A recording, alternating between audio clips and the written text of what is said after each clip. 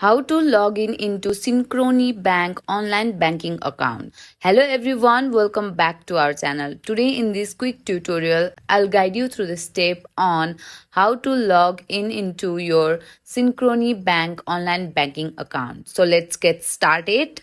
Start by opening your web browser of choice. Type synchronybank.com in the address bar and press enter.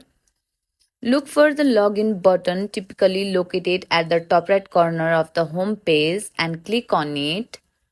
Now you need to choose the option for the bank account or the credit card.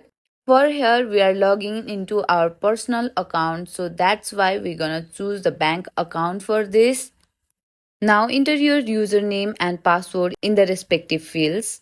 Depending on your security settings, you may need to complete an additional step such as entering verification code sent to your registered email or phone number.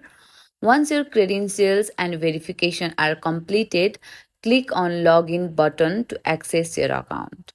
You will now be logged in into your Synchrony Bank online banking account. You can view your account balance, check recent transactions, and manage your account settings. And that's it. You have successfully logged in into your Synchrony Bank online banking account.